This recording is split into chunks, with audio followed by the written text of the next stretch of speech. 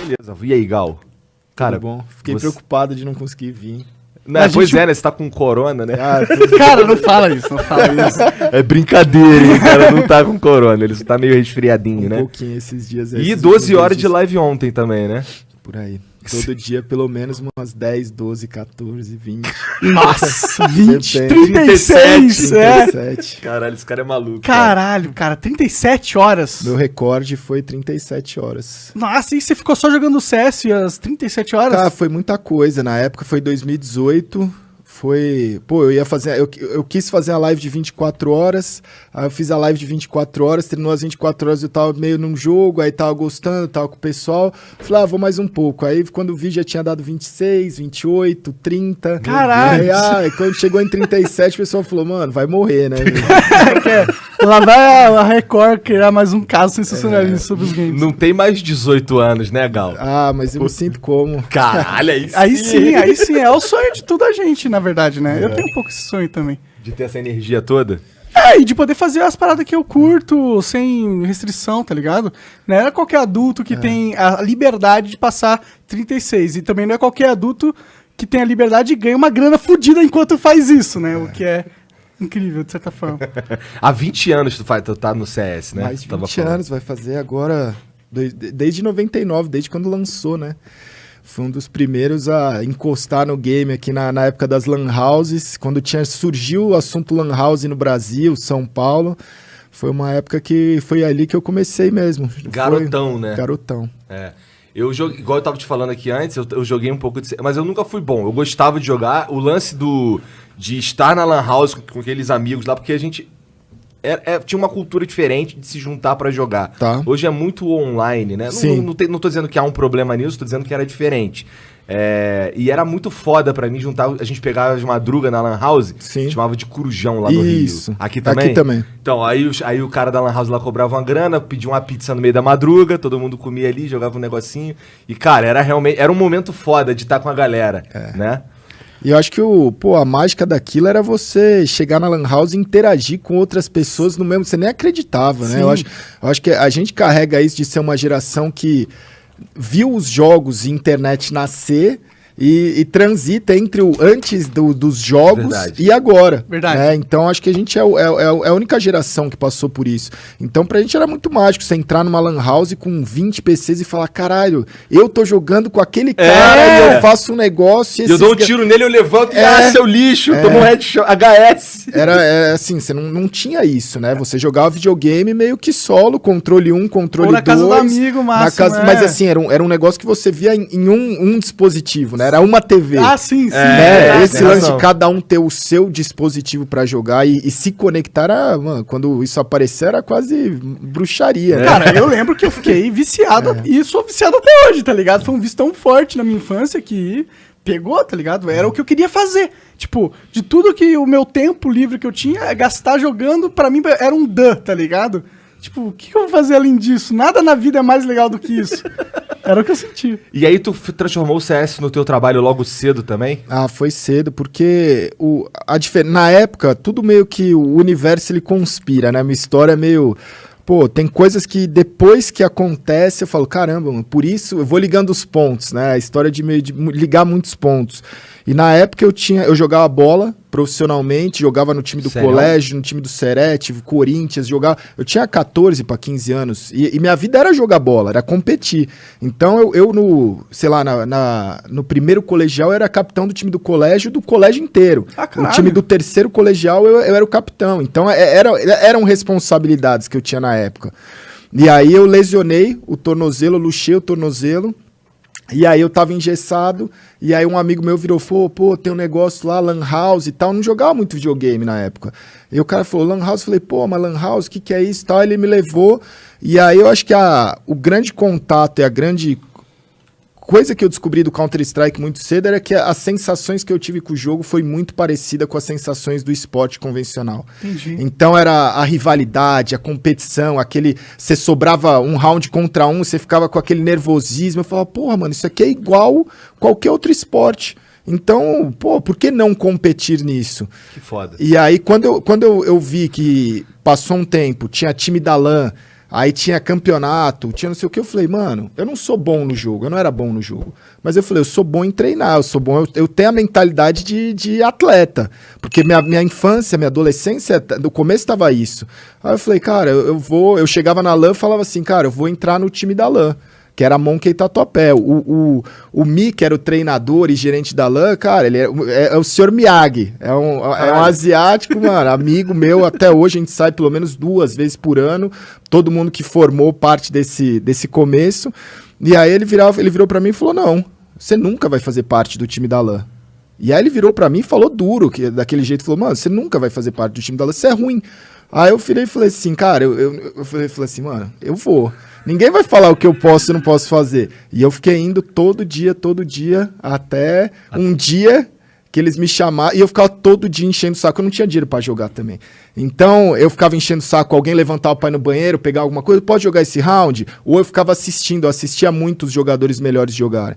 E aí um dia eles me reuniram e falaram, cara, a gente não aguenta mais você pedindo pra ser do time da LAN, você pedindo do time da LAN, a gente tem uma boa notícia. Eu falei, pronto, tô no time. Eles viraram e falaram assim, a gente vai criar um MKT Júnior e você vai ser o capitão. Aí eu falei assim, mas que porra é essa? Eles falaram, porra, velho, monta um time e monta com quem você quiser. Tem esses 2 jogadores bons, vai ser a molecadinha, pra gente treinar de vez em quando com vocês. Eu falei, mas o que eu ganho? Eles falaram, cara, se não tiver cliente, você pode treinar. Você pode jogar no computador. Eu falei, mano, tá ótimo, mas a LAN vivia cheia. É a mão que eu lembro, mano. Então você tinha que matar a aula, você tinha que chegar no horário que abria, você tinha que ser o último a sair pra jogar um pouco. E aí, ali foi um momento que eu falei assim, cara, ou eu pego essa notícia que não é a que eu quero e transformo em algo que dê né, vejo o lado positivo, ou fudeu. Aí no primeiro campeonato que eles foram jogar, eles falaram assim, pô, tem um lugar no carro, você não quer ir, vai ser no Rio de Janeiro, aí você vai como reserva, pelo menos ver como é que é o campeonato. E aí chegou no campeonato, um menino, ele jogou muito mal o primeiro tempo, e ele fez umas besteiras cabulosas no jogo, assim, mano, ele matou, sem querer, ele deu TK e matou o capitão do time num round importante. Caralho, o menino tava muito nervoso. Entendi. Aí eles viraram de um tempo para outro e falaram, cara, você não quer assumir? Eu sentei e nunca mais saí da vaga. Mas porque nesse jogo você... A gente ganhou, eu virei o jogo assim. Porque era um negócio que eu acho assim, eu sempre fui acostumado a trabalhar em equipe. Então, eu sempre gostei, não só do esporte, mas eu gosto de coisas em conjunto. E eu acho que a minha habilidade está em conseguir tirar o melhor das outras pessoas. Então, era um negócio que eu falava assim, mano, vamos, saca? Por mais que não dá, vamos que vai dar. Sabe? Você é bom, mano, você é não sei o quê. E aí, tanto que em pouco tempo eu virei o capitão do time também. Mas eu acho que o grande segredo era virar e falar assim, cara, o outro time tá ganhando, mas tá tudo errado, mas... concentra aqui que dá. Então, às vezes, você não precisa ser o melhor, mas se você se concentrar para tirar o melhor das outras pessoas que estão na sua equipe, isso é muito valioso. Entendi. Então, e esse é o papel que você se sente cumprindo, normalmente? Hoje sim, também. Hoje também. Assim, teve épocas como jogador que eu consegui me dedicar muito. Né? Eu fui eleito o melhor jogador do Brasil, melhor capitão do Brasil, mas... você faz isso 2 anos, 3 anos, depois você dá uma... aí você volta um ano muito bem. É que nem um atleta de futebol. É difícil o cara manter uma performance 5 anos, 10 anos seguidos. É muito difícil. Claro, é. Então você tem outros ali... nem Neymar consegue, né? É muito difícil, né? Aí eu não estava muito bem por questões assim, pessoais de vida, porque em 2000... foi 2017. 2017.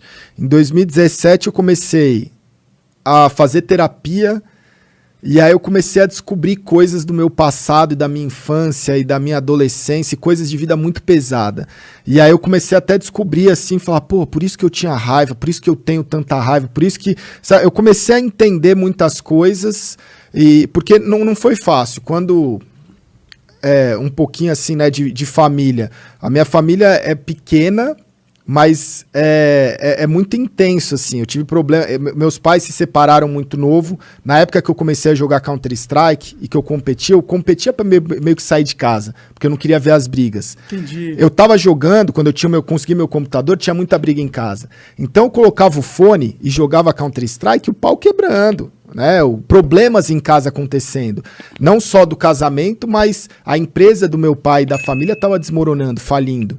Então, quando eu entrava pro jogo e jogava aquilo, eu tinha que me desconectar. Então eu criava um túnel onde eu aprendia a me concentrar no que eu tava fazendo. Então era um problema muito grande, mas pra mim eu tentei tirar um aprendizado disso. Falei, fudeu, né? Ou eu desconecto disso e deixo rolar e foco na minha vida aqui, ou eu vou ser absorvido por isso e minha vida vai ser uma merda. Exatamente. Então o CS te ajudou a te salvar disso tudo Tipo, também. pô, o CS, mano, o CS salvou minha vida inteira, velho. O CS é meu... Eu falo que é meu irmão mais novo e é meu tudo. O CS é um tesão, velho. Cara, porque dentro disso ele já era minha relação com o jogo de viver bons momentos, te desconectar não da realidade, mas te desconectar das coisas ruins da realidade.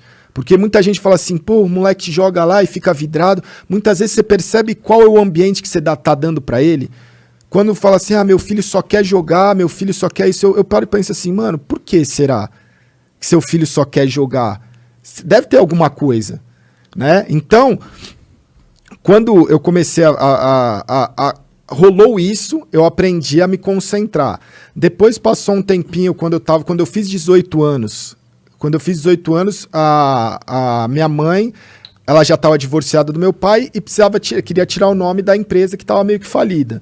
E aí meu pai chegou e falou, porra, você não tem... A empresa vai fechar. Se você não colocar seu nome aqui, se você não for meu sócio, fudeu. Aí eu virei e falei, porra, eu não tenho nada, eu não tenho dinheiro, eu ganho pouco. Na época ali, para uma empresa é nada. Mas eu tenho nome, coloca meu nome aí, eu assino as paradas. Nem cheguei aos 19 anos, eu já tinha dívida de milhares de reais. Caralho. Então... Pai da hora. Cara, mas assim, é o que eu falo, velho. Você tem que ser, não rancoroso, mas você tem que cobrar a vida das coisas ruins? Tem, mas você tem que cobrar das coisas boas do mesmo jeito. Claro, porque muita gente fala assim, porra, o seu pai é um filho da puta. Não é. Porque ele pode ter cometido um erro muito grande.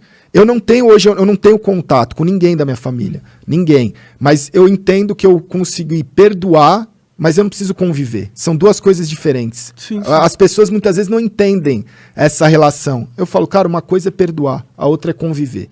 Conviver, você não precisa conviver com algo que te faz mal. Se você tá convivendo, aí você entra de novo no meio de briga, de encheção de saco, você fala, mano, eu só não preciso disso pra minha vida. Tá Exatamente. Independente se é sua família de sangue, Sim. ou é um sócio, ou é uma namorada, ou é uma... Mas eu tenho certeza que no momento que eles precisarem de você, talvez você ajude. Sim, mas assim, é uma relação que eu aprendi naquele momento e hoje eu aprendi isso, que é do tipo, eu sou grato por muitas coisas boas que aconteceram, sou puto com muitas coisas ruins que aconteceram, mas eu aprendi com tudo isso. Então, do mesmo jeito que me fudeu, né, de eu pegar e telefonar e falar, porra, ó, eu lembro muito, são coisas, pontos da minha vida que eu levo, que eu lembro constantemente, que é de pegar o telefone do orelhão e falar, porra, eu tenho uma conta no banco, tinha um pouquinho de dinheiro lá, que é o que eu recebo, os caras bloquearam a conta. E aí ele virar e falar, se vira, velho, não tem o que fazer. Caralho. Então, é do dia pra noite isso. Então eu passei quase 10 anos da minha vida sem poder ter uma conta no banco, sem poder ter um carro no meu nome, sem poder ter um cartão de crédito, sem nada. Né? Caralho, então, 10 anos? 10 anos pra eu conseguir pagar as dívidas. Quanto que era? Cara, foi... Aí a cor em cima de agora, mas era muita grana. Muito mais, Nossa. porra. Porque ali você vai... Mano, você meio que você se fudeu. É meio assim, você tem 18 anos, em vez de você ganhar um carro, você ganha... Pô, você ganha um carro negativo. Tá aí. Você se fudeu, tá ligado? Tu tava comentando das tuas streams, tu faz horas e horas e horas e horas e horas. E tu é o cara com mais minutos assistidos desse ano, não é? Um doce. Tu tava falando... No Brasil é disparado. Não, falaram que tu era do mundo, mano. Hoje eu tô entre os 5 maiores do mundo. Caralho, mano. Em 2020. Streamers, único em língua portuguesa. Único em língua não inglesa, na verdade. Cara, se você for parar pra pensar nesse quesito aí, é muito mais impressionante ainda, porque o cara que tá falando inglês, ele tem muito mais chance de conseguir. Tem um escopo muito maior, né? Tem. Foi... Aí falando um pouquinho assim... A história da stream, a minha conexão com a stream é uma história muito pesada, louca. A minha história de vida é muito pesada. Sim. A primeira vez que eu vi você na minha vida foi um clipe teu. O meme do chuveiro. Não. Na verdade, não. Foi o tu vazando o IP lá do Silvio. Cara, aquilo ali foi incrível. Eu fiquei, caralho, cara. Não, eles moram juntos. Mano, Mas o Alexa veio aqui, a gente já falou sobre que bom, isso. porra, desculpa. Fique tranquilo, porque ele acha graça pra caralho. A gente conversou sobre todo esse assunto aí inteiro. E essa foi a primeira vez que eu te vi. Depois eu fui procurar saber. Quem me mostrou você foi meu irmão mais novo. Que ele é muito ligado ao lance de jogo de tiro também. Mas ele não joga CS, ele joga Rainbow Six. Legal. E aí ele me mostrando uns clipes de os caras te zoando, eles mandavam uns donates zoando. Sim. E aí, sei lá, não parece que você tava muito tempo ao vivo e tal. E aí já tava. E aí os caras mandavam as paradas que tu responde, não é? Não é não. Mas tem assim até hoje, porque eu recebo muita mensagem na live. E eu não leio a mensagem antes. A voz, ela lê e aí você vai conversando. Você tá ali jogando, o cara vai falando, pô, lembra daquilo? Pô, o cara fala um nome, uma lance, você fala, lembro. Mas de repente a história muda, aí você já se complica toda. No meio da paz, lembro. Não, que a gente se amou, fez não. Então é muito bom, assim, é uma parte... Porque, falando assim um pouquinho da stream em si, o meu objetivo, eu sempre falei, desde o começo, desde o primeiro dia de live, quando alguém me perguntou por que você tá fazendo stream. Eu falei, pô, mano, primeira coisa é assim, eu quero fazer o dia de alguém melhor, nem que seja o meu. Se eu fizer o dia de uma pessoa melhor, é um dever cumprido. Então eu sempre abri a live e abro a live com esse objetivo, de fazer o dia de alguém melhor, mesmo que seja só o meu. Mas já é o dia de alguém melhor. Certeza. Então sempre teve essa aproximação muito grande de tentar ser alguma coisa leve e que seja algo que o cara fala assim, porra, mano, que bom que eu tô tirando um peso do dia a dia que é muito puxado, né? Sim, eu lembro que você. Lembra que eu te falei que te vi na Sport TV e tal? Sim. Tu foi lá falar sobre o quê? O que você foi fazer lá? Você tava jogando ainda? Você tava gerenciando? Nossa, quando que foi? Cara, tu foi várias vezes lá? Eu não sei. Algumas, por causa... É muito projeto. Eu sei que tu era muito magrinho. Nossa, então Mas faz pouco tempo, uns 2 anos, um ano e meio? Não, faz mais tempo. Mas o que tem a ver essa... Não, eu tô falando da história, você falando desse lance do stream aí, a gente sabe que... Quer dizer, talvez alguém não saiba por que você começou no stream. Tá. Mas tem um lance que você tava mal, tava tomando remédio, não foi uma parada assim? Foi... Cara, o lance da stream é muito louco, porque foi assim, foi literalmente... Vamos lá.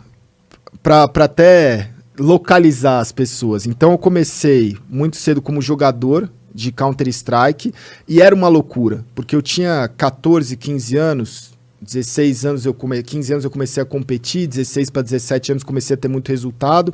Então imagina que no meu último ano de colegial, quando eu estava no terceiro colegial prestando vestibular, na época do vestibular eu tive a primeira viagem para o World Cyber Games, que foi na Coreia. E ou eu fazia o vestibular, porque não tinha muitos vestibulares, ou prestava lá a FUVEST ou ia para a Coreia. E aí eu decidi para a Coreia, né? Então, quando você vira hoje e fala assim, pai, eu quero ser jogador de esporte, ou mãe, ou família, ou namorado, qualquer coisa, os caras já hoje ainda têm um preconceito. Sim. Aí eu faço, cara, imagina isso em 99, 2000, 2001. Essa é maluco, Do tipo cara? assim, cara, o pessoal do colégio me achava, pô, esse cara, o cara era capitão do time do colégio, tá ligado? O que ele tá indo fazer jogando videogame? Por que ele não vai prestar vestibular? Então, quando eu fui pra lá, eu vi que eu falei, cara, é um mundo à frente, né? Primeiro que era na Coreia, a competição foi muito louca, era aquilo que eu queria fazer. E aí eu imaginei, eu falei assim, cara, o que os outros querem pra mim, foda-se. Ali eu fiz um pacto de vida que eu falei, eu vou fazer o que eu quiser, a vida é minha. E eu tinha já, eu não sabia o que era, mas eu tinha muita raiva dentro de mim já naquela época, e a competição, ela era um canalizador, eu concentrava aquilo e falava assim, cara, eu vou competir, eu quero ganhar, eu quero ser melhor que as outras pessoas junto com o meu grupo. Então eu passei muito tempo, de 99 até 2007, eu fui jogador e técnico dos times que eu passei, que foi G3X e MBR, e esse da Monk que virou o time do G3X. Então eu fiquei quase 10 anos competindo todos os dias da minha vida. Muito treino, às vezes 8 horas, 10 horas, 16 horas, 20 horas de treino, e aí depois disso... E nesse cenário aí, bem jovem, já dava pra tu ganhar uma grana e se manter, pagar um aluguel, não sei o que? Era muito pouco, assim. Pra época era bom. Tancar essa porra, isso não é pra qualquer um, cara. Não, e aí foi rolando isso, e aí, por exemplo, eu fiz um vídeo de uma das coisas do canal do YouTube no começo, e tinha um dos vídeos que eu mostrava algumas coisas, uns troféus, mostrava crachá, algumas coisas de casa, e eu aproveitei para mostrar uma parte do apartamento, do kitnet que eu morava. E aí, mano, o pessoal desacreditava, falava, mano, é aí que você mora? O pessoal ficava humilde e tal, falava assim, mano, mas é meu cantinho, eu preciso de mais pra quê? Né? E aí eu falo assim, mano, é muito louco, porque eu olho e eu nunca senti vergonha das coisas que eu passei ali, eu nunca reclamei de falar, porra, mano, tá ruim. Não, é um momento, vai passar. E aí eu comecei a olhar e falar assim, o que eu posso fazer? Porque agora eu tô fudido, o que eu posso fazer? Ajudar. E aí eu comecei a ajudar e começou eu me senti bem, eu me senti melhor. E aí eu comecei a olhar o mundo de um outro olho que eu falava assim, porra, velho, as pessoas estão achando que eu tô nessa situação, beleza, tem gente que tá pior e tá feliz, e eu que tô mal, eu vou conseguir ajudar essas pessoas. E aí o que eu comecei a fazer? Todo dia eu tinha uma grana que eu separava ali 20 conto, que dava pra eu comer e pagar algumas coisas ali do dia a dia, né? E aí eu separava 10 reais, por exemplo, pra eu ir jantar. Só que aí quando eu ia jantar, eu pegava um morador de rua e falava, mano, vamos jantar comigo aqui, velho, eu divido meu prato com você. Ou às vezes eu pagava o jantar da pessoa ali no barzinho, no bar que tinha lá perto de casa, pra ouvir a história. Então eu falei assim, porra, velho, como é que esses caras foram parar na rua? Ninguém olha pra essas pessoas. E aí eu comecei a fazer um ciclo de amizade com os moradores de rua da minha região. E o que eu fazia? Eu filmava aquilo. E aí eu falava assim, porra, se tem um amigo que ele pode fazer o story da balada, do hotel, da viagem, do carro, do não sei o quê. Todos os stories lá, os highlights, era tudo momentos luxuosos de ostentação. Por que eu não posso fazer momento com essas pessoas? E eu comecei a fazer os highlights, as histórias de cada um dos moradores que estavam ali próximo. Então, e isso começou a me dar uma força, porque aí veio as pessoas falar assim, porra, mas você tá ajudando, mas precisa mostrar? Eu falo, claro que precisa. Porque se eu ajudar uma pessoa e mostrar que isso é bom, você incentiva... outras pessoas vão se sentir nessa forma de ajudar. Então, cara, tem histórias muito loucas, né? E foi passando. Do primeiro mês de janeiro eu fiz $80 na Twitch, de 2018. Em fevereiro eu fiz papo de, $120, $130. Aquilo, na época, era pouquíssimo perto. Mesmo com o dólar hoje alto, é pouco. Não dá pra viver. É um salário mínimo, no máximo. Não dá pra viver. E aí eu falo assim, ou desisto, ou eu penso que a minha empresa dobrou de tamanho quase de um mês pro outro. E continuei firme. E aí foram as coisas que a gente foi criando a máquina dos sonhos, que era uma forma que eu falava assim, ó, hoje eu tô precisando de grana pra viver. Vai ter um momento que a gente não vai precisar, que eu não vou mais precisar dessa grana de doação, eu não vou precisar de tanto pra bancar o mínimo, né? Pra bancar o mínimo. E a partir desse momento, a gente tem um compromisso que 50%, pelo menos, eu vou retribuir. Então, de lá pra cá até hoje, todos os meses eu pago a faculdade de um monte de gente, eu pago médico, eu pago... Cara, eu não sabia disso. Mano, 50... E aí, o que rolou? Pra você ter uma ideia, por exemplo, eu comecei a ganhar um dinheiro bom que daria pra eu sair do lugar que eu tava.